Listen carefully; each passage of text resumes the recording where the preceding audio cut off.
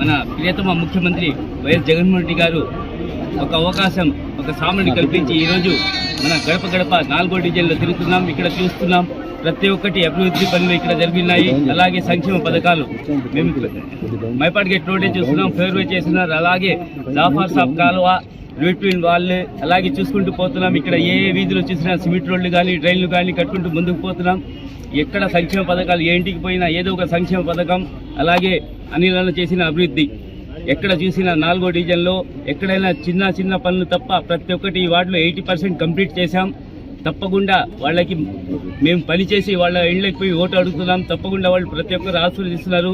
తప్పకుండా వైఎస్ఆర్ కాంగ్రెస్ పార్టీకి ఫ్యాన్ గుర్తుకు ఓటు వేస్తారని, అలాగే మన ఎంపీ అభ్యర్థి విజయసాయి రెడ్డి అన్న కూడా ఈరోజు మన పార్లమెంట్ సభ్యులుగా ఈరోజు నెల్లూరు పోటీ చేస్తున్నారు. ఆయనకు కూడా ఒక ఓటు వేసి నన్ను సిటీ అభ్యర్థి కూడా ఒక ఓటు వేసి మంచి మెజార్టీని గెలిపించాలని. ఎందుకంటే మీరు సంక్షేమ పథకాలు చూస్తున్నాం, 80% మన పథకాలు ఇక్కడ ప్రతి ఒక్క ఇంట్లో లబ్ధి చేకూరుతుంది. అందరూ ఎవరికి మంచి జరిగితేనే వాళ్లే మనకు ఓటేస్తారు. జగనన్న చెప్పినట్టు మీకు మంచి జరిగితే మాకు ఓటేయండి.